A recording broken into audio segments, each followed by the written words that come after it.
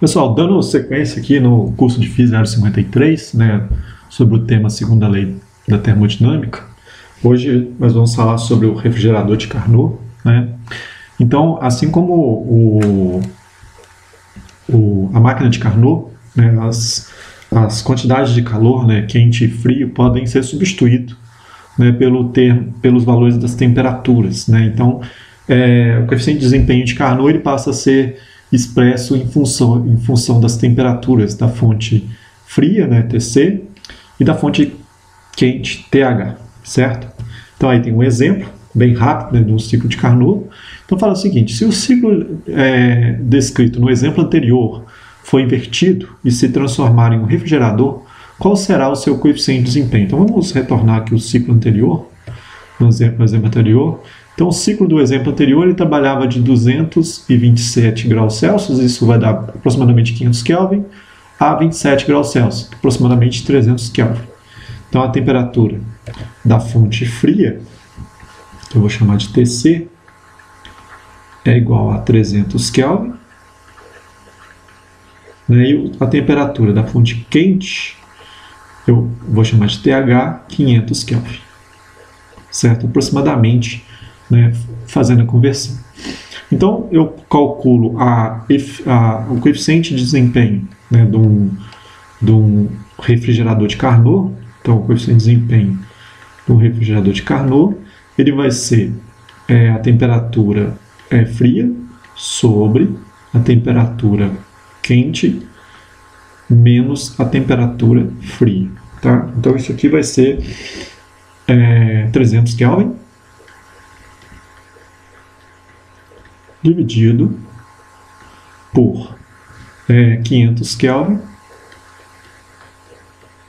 menos 300 Kelvin.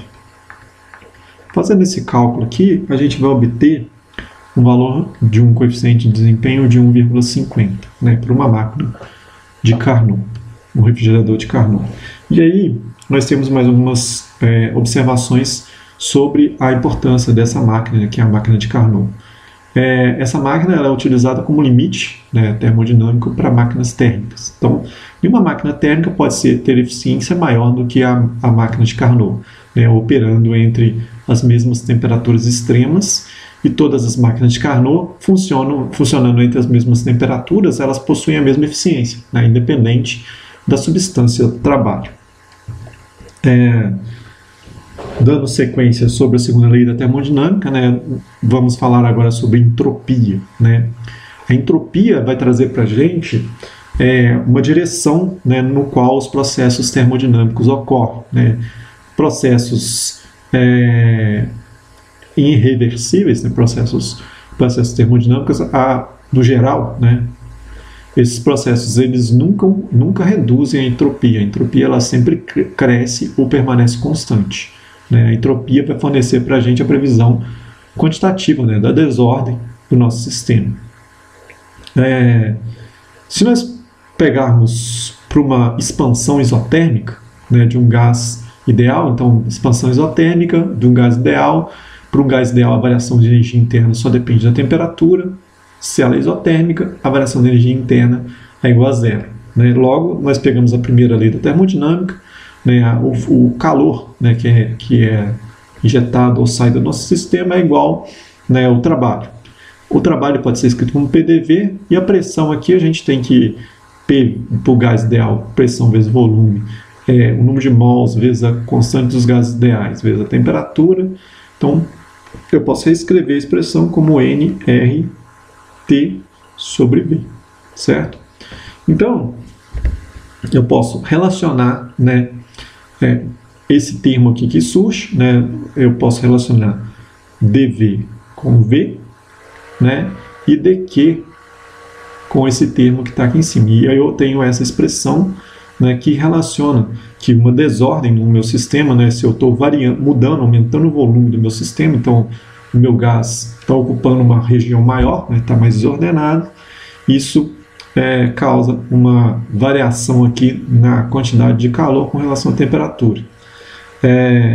E aí eu defino a entropia do sistema. A entropia do sistema é definida, né, variação de entropia do sistema, é definida como a variação, né, o fluxo de calor, né, que entra ou sai do sistema com relação à temperatura. Né?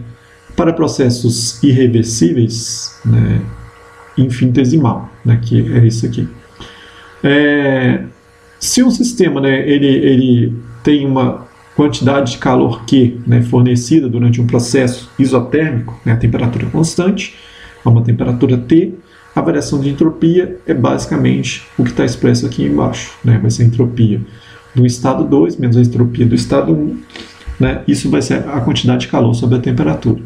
A variação de entropia é uma propriedade de estado. Né? Ela não depende do caminho, e sim dos estados, né? Inicial e final. Vamos fazer um exemplo aqui. 1 kg de água a 0 graus Celsius. Né? Então, a temperatura de 273,15, mas eu vou arredondar para 273 Kelvin, é liquefeito e convertido em água a 0 graus Celsius. Então, a temperatura fica constante. Né? O processo é isotérmico, a massa é igual a 1 kg. Calcule a variação de entropia, supondo que o processo de liquefação ocorra reversivelmente. Né? O calor da água, LF, é igual a 3,34 vezes 10 a quinta joule dividido por quilograma. Né? Então, feito isso,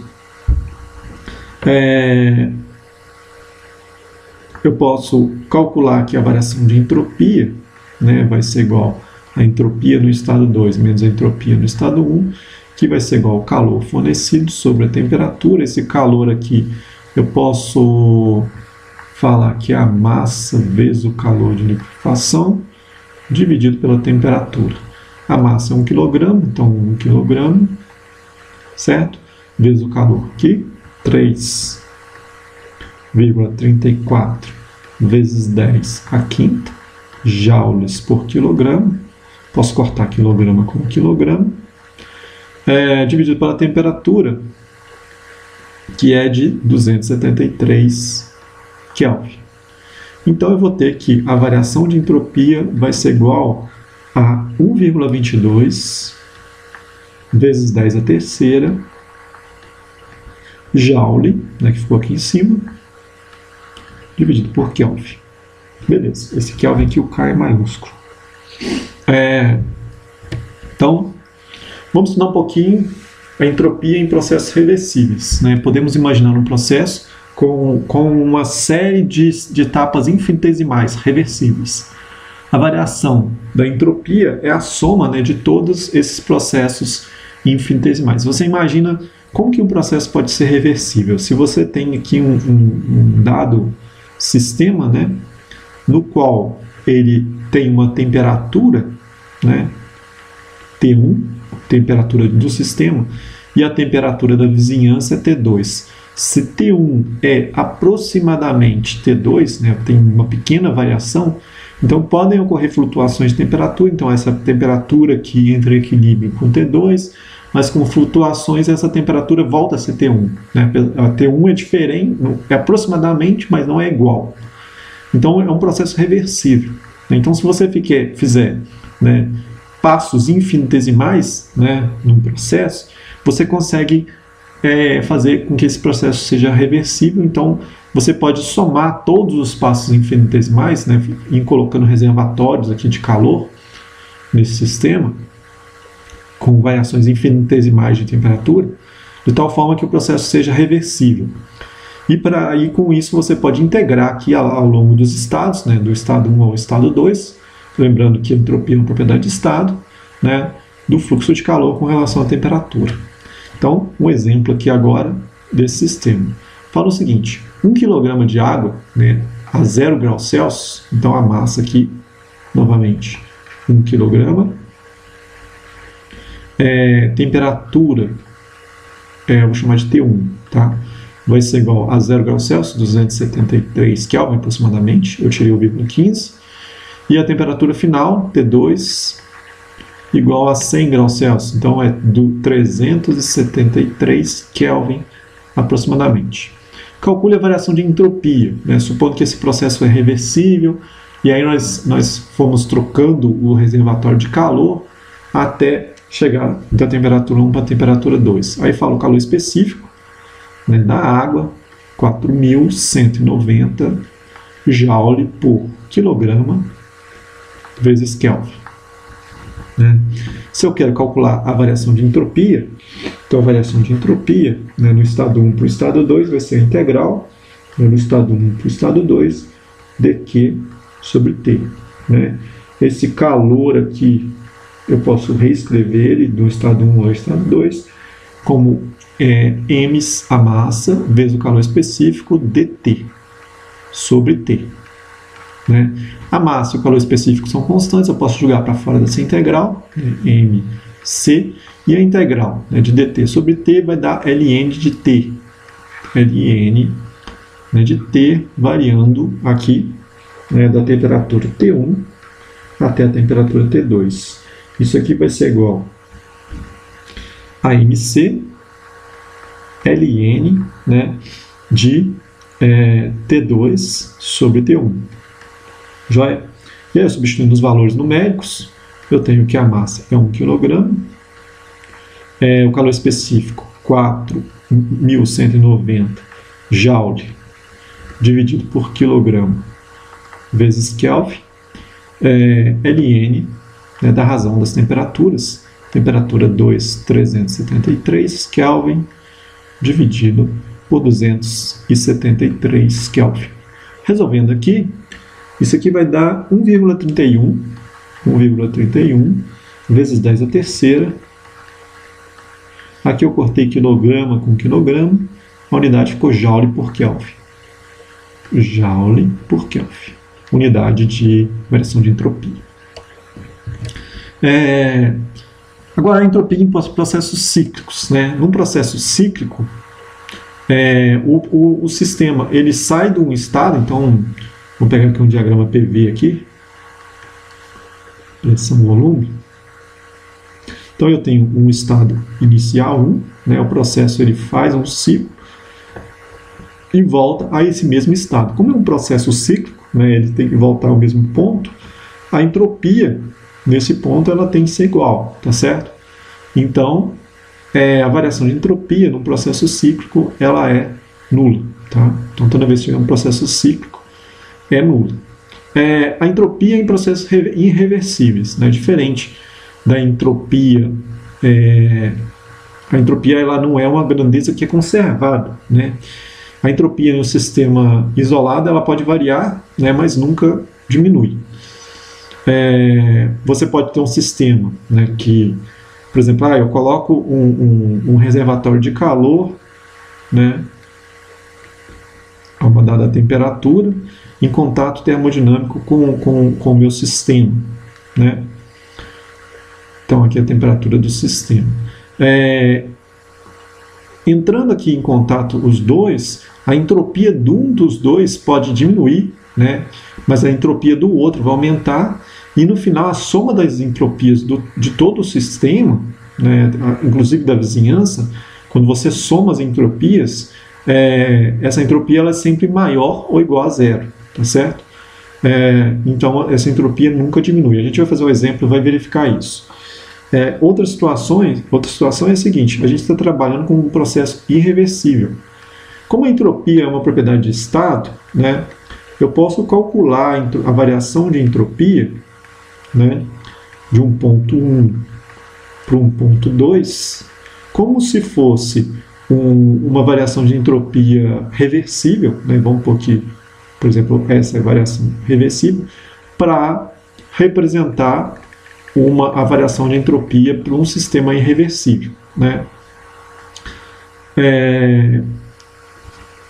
E por que a gente pode aqui no sistema pode fazer essa consideração? Se a entropia ela não fosse uma propriedade de estado, né, eu poderia seguir outros caminhos, né, fazendo que a entropia não aumentasse, ela diminuísse. Então ela é sempre, como ela é uma propriedade de estado, eu posso fazer um processo reversível, né, calcular como se fosse um processo reversível, para representar um processo irreversível. Vamos ao exemplo, né? O exemplo fala o seguinte: suponha aqui 1 kg de água, então a massa de água igual a 1 kg, certo? A 100 graus Celsius, né? Temperatura, vou chamar de 1, igual a 100 graus Celsius, dá 373,15 Kelvin, vou arredondar para 373.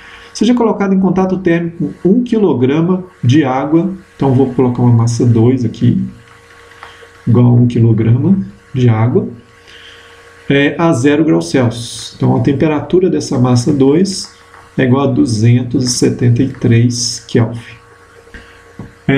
Qual é a variação total da entropia, supondo que o calor específico da água seja constante, né? Tanto para uma temperatura quanto para outra. Então, 4.190 joules dividido por quilograma vezes Kelvin.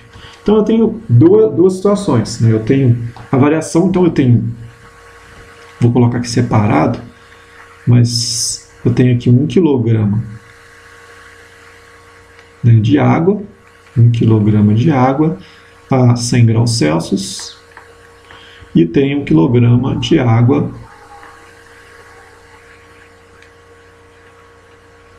a 0 graus Celsius. Eu coloco as duas em contato, né? E elas vão entrar em equilíbrio termodinâmico. Essa fração de água vai perder calor, essa fração de água vai ganhar calor. Então eu preciso calcular a variação de entropia dos dois sistemas. Então, é uma variação de entropia com variação de calor, né? Então a gente já calculou essa expressão aqui, né, que é essa expressão aqui, tá joia? Então eu vou utilizar essa expressão para calcular. Então eu vou calcular a variação de entropia do reservatório que está quente, né? Dessa água que está quente e vai perder calor.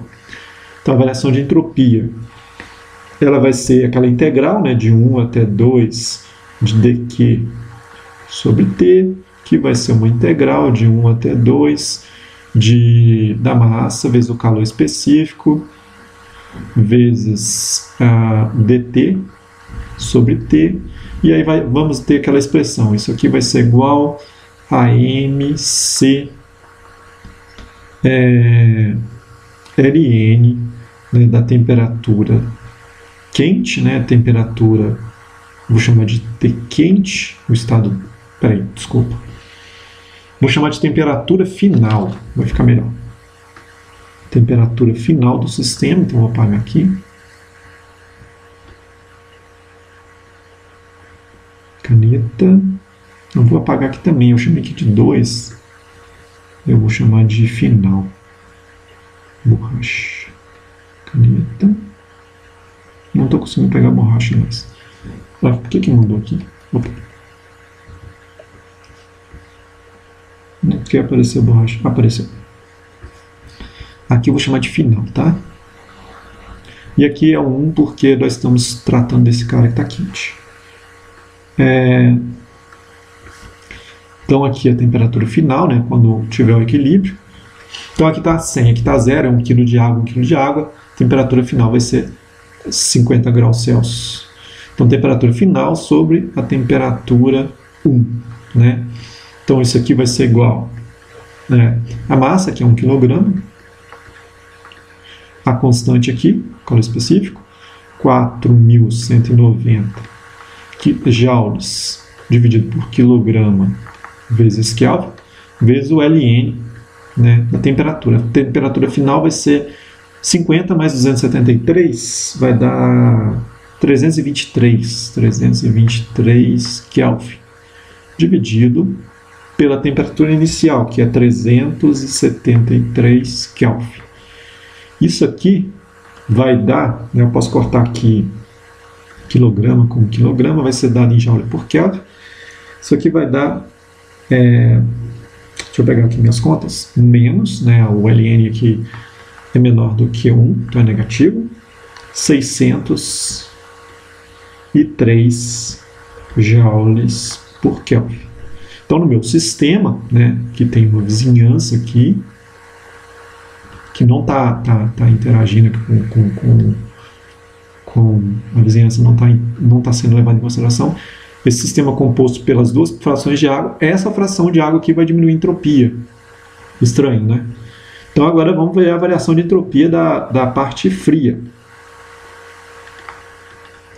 Então isso aqui vai ser a massa vezes o calor específico, vezes o Ln, vezes a temperatura final, que é 50, dividido pela temperatura inicial, que aqui é a T2. Então isso aqui vai ser igual a 1,0 kg vezes calor específico, 4.190 joule, dividido por quilograma vezes Kelvin, então eu corto quilograma com quilograma, vezes Ln, né, da temperatura final, que é a mesma de cima, 323 Kelvin, dividido pela temperatura inicial, que é 273 Kelvin, que vai dar uma coisa positiva, e vai dar 705, né, Joule dividido por Kelvin. Joule dividido por Kelvin. Então, quando eu calculo a variação de entropia total, eu tenho 705 menos 603, isso vai dar 102. Então, como eu falei anteriormente, né, parte do sistema pode diminuir a entropia, mas quando eu calculo a entropia total, essa entropia é sempre maior, igual a zero. A entropia é a segunda lei da termodinâmica, né? Quando todas as variações de entropia ocorrem em um processo, esses processos são somados, a entropia aumenta ou permanece constante, como eu falei, não existe nenhum processo com diminuição da entropia, quando todas as possíveis variações de entropia são incluídas, tá certo? Então é isso que eu tinha que passar para vocês. Muito obrigado, qualquer dúvida, perguntem lá no curso.